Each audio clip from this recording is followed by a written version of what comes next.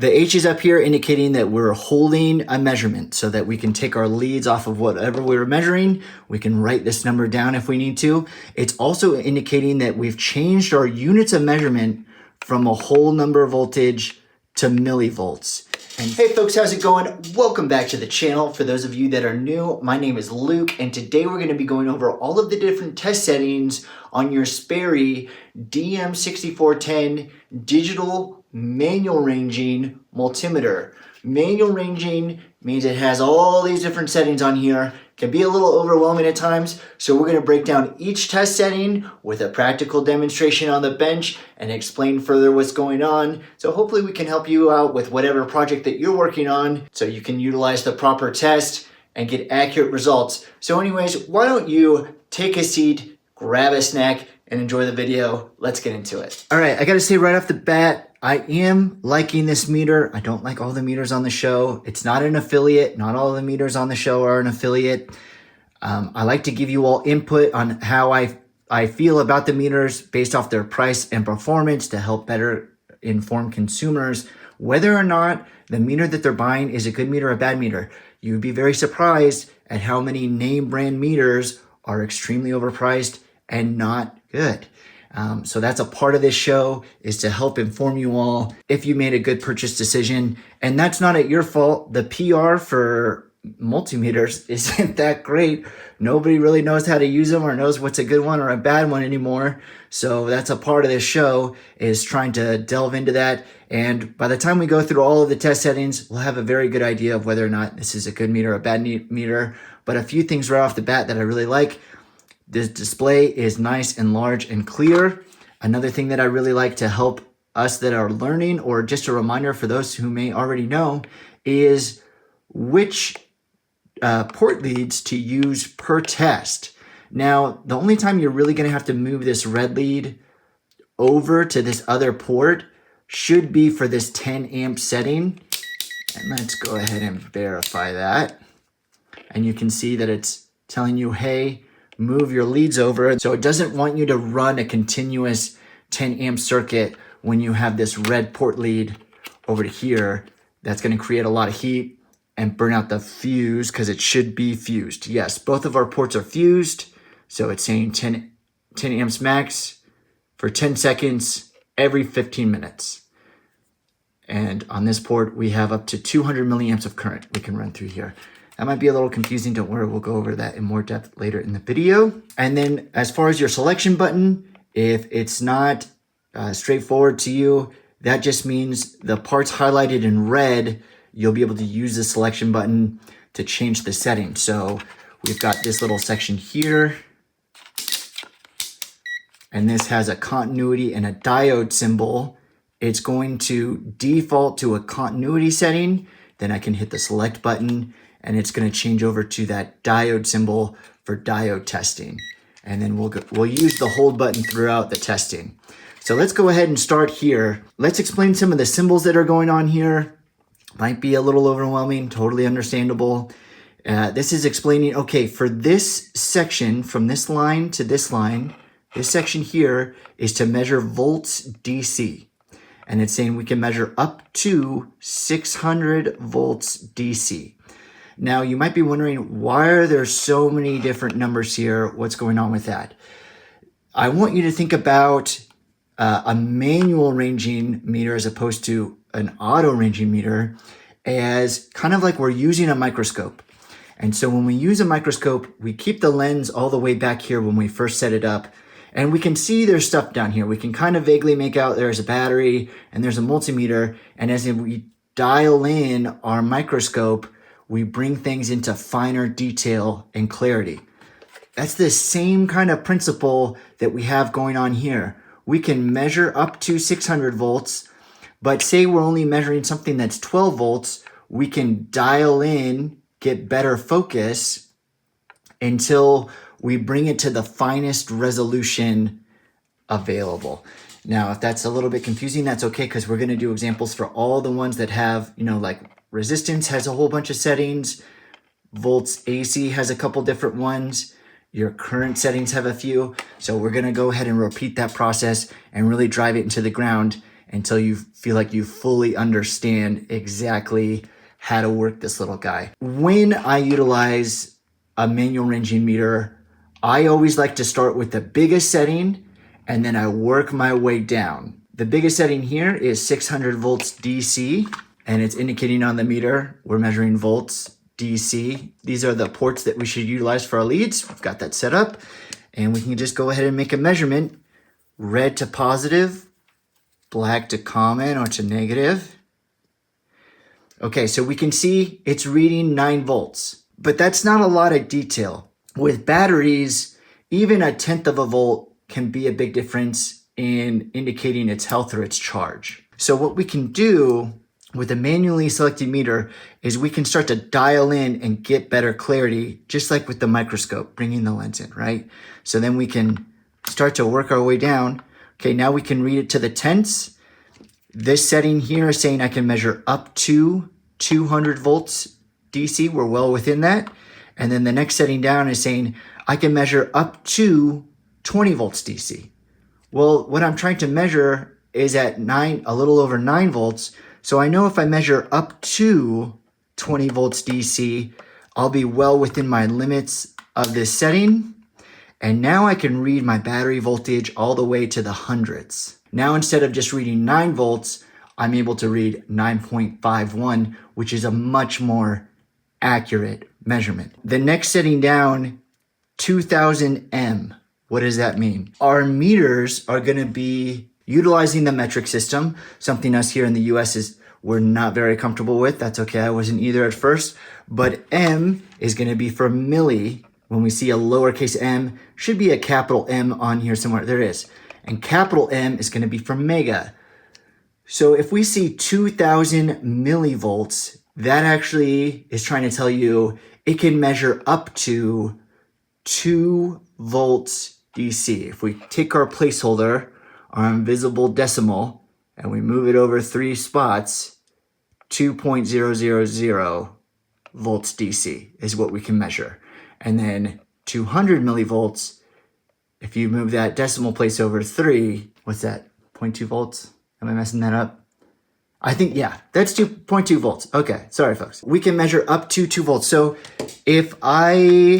let's go over a couple things. If I'm measuring something outside of the range, so my next setting down can measure up to 2 volts or 2000 millivolts, and I'm measuring something a lot greater than that, we're going to get an OL displayed on our screen. And that's going to stand for out of limits. So it doesn't, if we see an OL on our meter, it doesn't mean that there's no voltage present, no resistance, and so forth. It just means that we're out of range for the setting and we need to adjust accordingly. This setting is way too small for this large a voltage, but something we can transfer over to is something like a 1.5 volt battery. And now we can take a measurement. Let's utilize this hold button so we can talk about what's going on here. Caught it. Let's take a look at this, what information we're getting here. The H is up here indicating that we're holding a measurement so that we can take our leads off of whatever we were measuring. We can write this number down if we need to. It's also indicating that we've changed our units of measurement from a whole number voltage to millivolts. And so our decimal place has been moved. And that's why this setting isn't saying 2 volts DC. It's displayed in 2000 millivolts because this setting, the units of measurement have changed to millivolts. So we're seeing 1617 millivolts, or you can think about it as 1.617 volts. So it's important when we're utilizing a manual ranging meter to pay close attention to our units of measurements and what's being displayed on the screen so that we don't get confused or, think, oh, I'm measuring 1617 volts. Well, that's a crazy amount of voltage that this meter's not even rated for, and it's just a little battery. That doesn't really make any sense. But if we're thinking about it, oh, it's in millivolts, 1617 millivolts would make sense for the context of our measurement. So I hope that makes sense. Don't worry, we're going to do a bunch more examples with that. Let's go ahead and move on to something a little more fun, our volts AC setting. Because we're using a manual ranging meter, I like to start in the biggest setting and work my way small. That's personal preference. Once you get more comfortable with it and you know what kind of measurements to be expecting, you can just dial it in a lot closer right up front. Like for us here in the US, I know this is going to be no more than 120 volts AC coming out of this socket. So I could automatically put it to the up to 200 volts AC setting because I know it'll be 120 volts or less. Let's get this thing live and go over testing an outlet. Now, I know on the boxes and stuff all the time they show you can just throw these little probes in here and test an outlet like that. I always prefer and suggest just using an outlet tester. They're very inexpensive. They're very effective. You can get, they come in a wide variety of price ranges. This one even displays the voltage for you, and they're going to tell you if it's wired correctly. You may not have one or may not want to get one, or you just need to make a little measurement. That's okay. You can use your probes and toss them straight in here to make a measurement. I don't like doing this because it's not the safest way, and two, you can really damage your outlet doing a test like this. It would be, preferred to measure off the live terminals off of the side, but you can just go ahead and put those in there. Be careful. They could bend the prongs. They could touch each other and create a short right there. So be cognizant of that. But what are we doing? We're showing 119 volts AC. It's got a little lightning bolt here to indicate, hey, this is a live high voltage circuit. High voltage is relative to the application. There's a couple things going on. One is, as opposed to with DC, where we use the red lead on the positive and the black lead on the common, in AC measurements, it doesn't necessarily matter which lead you use for your hot or for your neutral, because the voltage and current is alternating back and forth continuously, right? Here in the US, it would be at 60 hertz, or North America, and most of the world is at 50 hertz. So to get an AC measurement, in theory, I can have my probe swapped around and we're gonna get the same exact reading and it's not a big deal. As opposed to with a DC measurement, let's just go back to our battery really quick.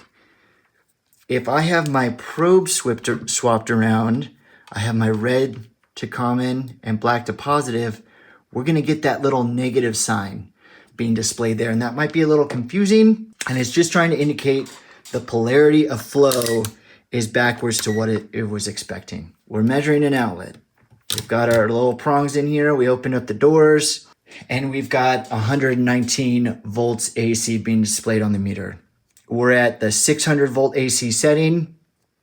The next setting down is 200. Well, I know the number that I have right now is well under the 200 volt AC setting. So I can go ahead and just clock that dial down, and now I can read to the tenths. So I get a much more accurate display of what voltage is present here. Now for these larger voltages, to the tenths isn't really that big of a deal. That's why the AC only has two settings as opposed to the DC, because with AC, we're typically gonna be working with larger voltages, where to the tenths isn't as critical. And then if we are making a measurement of an outlet, some things that I would advise, some people will say, well, the large slot is the neutral and the small slot is the hot. Well, we can't trust that. We don't know who wired the house. So we want to try to discern who's who, and we only have two wires. So how would we go about doing that? Well, we would, in this case, use a ground source to help us discern what is hot. I'm going to have 120 volts potential between a neutral and a hot, and a ground and a hot. And then between a ground and a neutral, I'm going to have very, very small amount of floating voltage. I'll have maybe a volt of floating voltage. So we can go, okay, I've got 120 volts of potential here. What happens if I move my red lead to my ground pin? Okay, the most I'm getting is like half of a volt. So I can say, okay, one of these is a ground, one of these is a neutral, and then I can swap my leads again. And now I can see 120 volts again. So, okay, I know this red lead is gonna be my hot because I have a difference in potential between both the ground and the neutral. So that's kind of how you would figure that out. Or you could save yourself all the trouble and headache and get yourself an outlet tester. A bunch of companies make them. You can get them at your big box store. Doesn't have to be this one. Although K-Weeds is an affiliate, check out the links in the description. Let's move on to the battery testing. And what makes the battery testing different than our DC voltage testing? So we've got a 9 volt and a 1.5 volt. Let's measure our 9 volt. Okay, we're seeing 9.39 volts. Now that's different than the measurement that we took earlier. And why is that? If we dove to our appropriate volts DC setting, we're seeing a slightly higher amount of voltage. And that's because this voltage is unloaded, as opposed to our battery test, there's gonna be a small load placed on the battery. And what's going on there is the internal impedance of the meter has gone down. And so as impedance or resistance goes down, our current goes up, right? Through Ohm's law. And we can even use another meter to verify what's going on here. We can just set it to ohms. Our Sperry on the 9 volt battery side, the internal resistance of the meter is 450 ohms. On our appropriate DC setting side, the internal impedance of the meter is about 10 megaohms, or think of 10 million ohms. Industry standard is typically about 10 megaohms. And so you can see on the battery setting, it's considerably lower. And so that's what's going to put a load on our battery, load it up, load test it, if you will. We can basically look at the voltage drop of the battery in that setting and see how weak. Now the voltage relative to the other setting, our voltage drop is like what? 50 millivolts of voltage drop or something like that. That's indicating that we have a good, healthy battery. If we took a measurement from the normal DC, if we took a measurement from here and it read 9.44, and then we went to our battery test mode and it read like 9.08, that would be a much larger amount of voltage drop, indicating that the battery is starting to get weak and be discharged. So that's kind of how that works. And then obviously same kind of idea with the 1.5 battery. And, oh, I have my polarity backwards. 1.57. And it's basically the same kind of deal as a little battery tester like this guy, except it's built into your meter. So you don't need two separate tools. Sorry about this glare on here. Let's move on to current. Now this is rated for both AC and DC current measurements up to 10 amps of current, which is really cool. I haven't used a meter that was set up for AC current in a minute. Okay, so for AC current measurements, it's a little bit different because we're gonna do them in series. I'm gonna do this with DC too, and it'll be a little bit easier to see. I wanna do it with AC to show you. AC power is like the power that comes out of our outlet. A lot of these meters aren't rated to measure AC current. So it's cool that it has this function. Let's go ahead and hop into the amperage and let's go ahead and switch this lead on over. And just like the rest of the settings, I want to start big and work my way small. The reality is whenever we're troubleshooting or making measurements, we don't know how much current, voltage, or resistance is going to be present. That's why we're utilizing a meter in the first place. Let's start at the 10 amp setting, get an idea of what kind of current is being drawn by this incandescent bulb, and then we can go ahead and dial everything in to get a more accurate measurement. So let's get this thing live. We've got our breaker live, and then I'm going to use the jumper wires to complete the circuit. See how there's just one wire? We're not making a complete circle. So I can put one to my hot and the other one to here. And we can see that we're still on the DC mode. So let's go ahead and switch it over to AC. And we can see, okay, we're drawing 200 milliamps of AC current. Now 200 milliamps is right at the threshold for the next setting down, and it's even teetering with it to the point where I wouldn't feel comfortable moving to the next setting down because I could potentially blow the fuse there. So we have 200 milliamps of AC current here. We selected the first one the right time, and that way we didn't blow a fuse, and that's always a good sign. Let's go ahead and try this out with DC to just give us some further examples.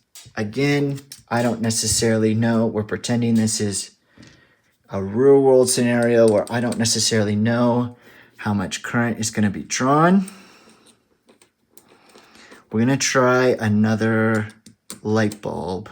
Let's get on the right setting this time. We're on DC, we're on 10 amps. Our leads are in the right ports. We've got a source. We can see that our circle is not completed, so current cannot flow. We're going to use our meter leads as a jumper wire to complete our circuit. Okay. We can use that hold button, take a look at our measurement, and we can see we're measuring 2 amps. So considerably, it's about 10 times more than the other bulb.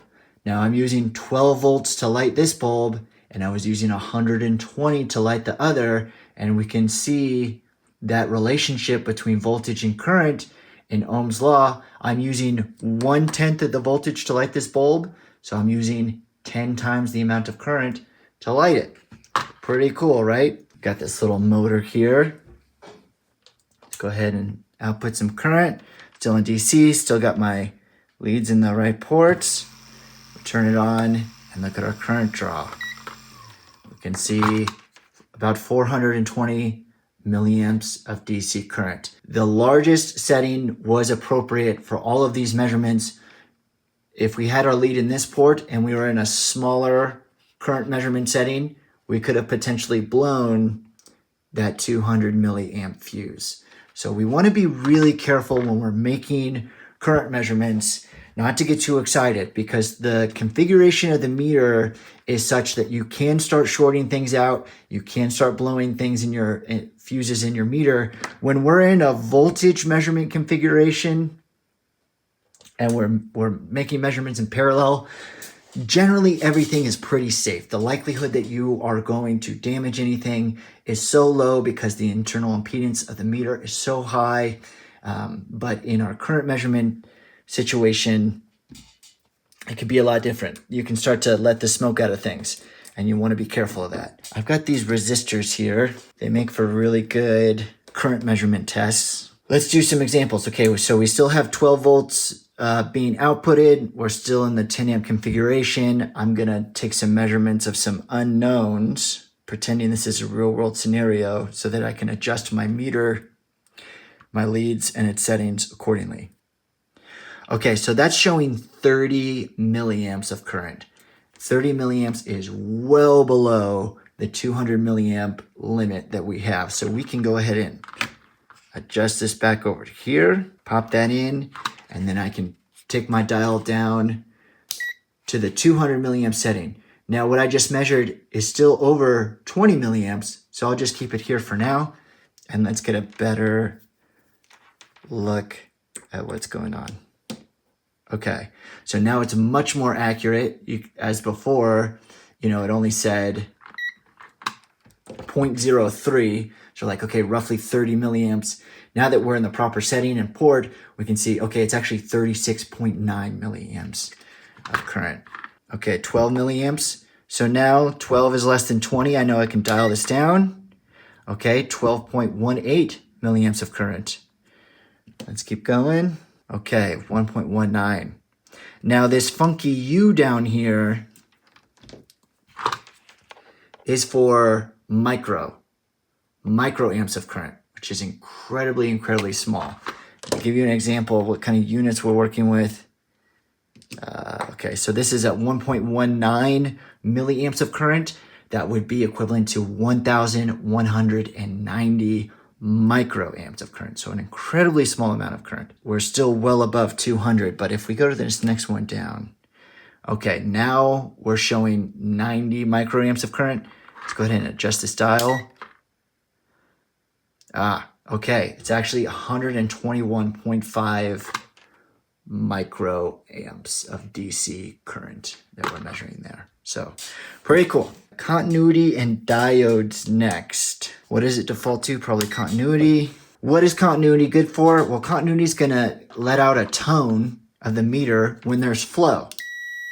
Okay, when a wire allows flow, we're gonna hear that tone establishing continuity, or excuse me, letting us know that there's continuity, and then we're gonna get a very small resistive value indicating the resistance low, continuity is good. What can we use that for? Well, we can use it for discerning different wires to terminals, such as here.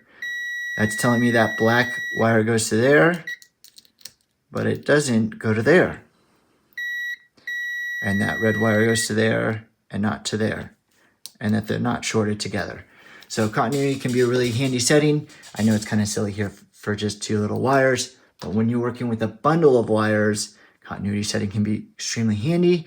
And then we have a diode setting. So we'll hit our selection button, that diode symbol will come up. Let's get a diode over here to test it. The way that I like to think about the diode symbol, we've got that little vertical line with the arrow letting us know flow goes that way, but not that way. And we can look at our diode the same kind of way. It's got this silver stripe on here, and that's going to represent that bar that we see here. So that's how I know the diode goes that way. Okay, this is not a fancy diode. It's just your normal diode. We're on the diode setting, and we're going to measure a diode in both directions. Hit this hold button here. And what's the value that we're seeing? Well, it's going to be important to take note of this decimal here, because what they're trying to say is that this is 522 millivolts, a voltage drop, or 0.522 volts, a voltage drop across our diode in one direction. We want to see typically between 500 and 800 millivolts of voltage drop across our diode in the correct direction to indicate that it's working properly. And then we always want to test our diode in the other direction, indicating that there is no backflow, and we should see that OL for open loop. So OL can mean open loop or out of limits depending on the context of the measurement that we're making. And last but not least, we're gonna run through these ohm settings here, resistance settings. Take a look at these measurements. We should start to feel a lot more comfortable with this now that there's so many. We're seeing that we can measure up to 2 megaohms of resistance, and then next is up to 200,000, 20,000, 2,000, and up to 200 ohms of resistance. We've got a couple little guys right here. And again, we could just start at the largest setting, right? Let's take a look at what we got going on. Okay, so for this first one, what is this saying? It's not saying 1.041 ohms, it's saying 1.041 megaohms, or 1,041,000 ohms of resistance. I'll keep it on that setting, the 2 megaohm setting. Let's keep going down. Okay, we're still in megaohms as our unit of measurement, but we're showing 0.098. So how will we read that? Well, that would be 98,000 ohms, or we could think about it as 98k ohms, or 0.098 megaohms. Now, is 98k less than 200k? It is, so we can go ahead, hop down there, and now we can read that to the tenths. It's really 98,200 ohms. But if I go to the next one down, get an OL. It's hop all the way back up to the 2M. Let's go further down. So we're at the 2M resistive setting. We've got a bunch of zeros, but notice that we don't have an OL. So the meter's trying to say, look, I can recognize there's some kind of resistance here. It's just a small amount, way too small for this setting. Keep going down. And so we will. And so we can hop on down to the 200K. And now that we're in kilo ohms, 0.3 kilo ohms. Well, kilo is 1,000. So this is saying 300 ohms of resistance, right? But can we get more detail? Well, let's keep walking down the dial. Okay, it's really 320 ohms. Keep going. It's 326 ohms of resistance. And then we can go one more down and we can see 68, but we still have another setting available, which tells us, oh, we could probably read that to the tenths. And we can, 68.6 ohms of resistance. So there you go. There is the Sperry DM6410. Everything works great on this meter and is accurate. I love the large display. If you guys are trying to learn electrical testing, I got a bunch more videos for you all to check out. A bunch of different meter videos, but also a bunch of different electrical concepts and different things to test. I try to pick things that are around the house that you're probably going to use for your meter with. So go ahead, check it out. Let me know what you think. Check out the links in the description. I'm on the Insta. I've got an Amazon store. Go check it out. I have a lot of the stuff that I use on the show in the store if you want to check it out for your own test bench. And I'll catch you on the next one.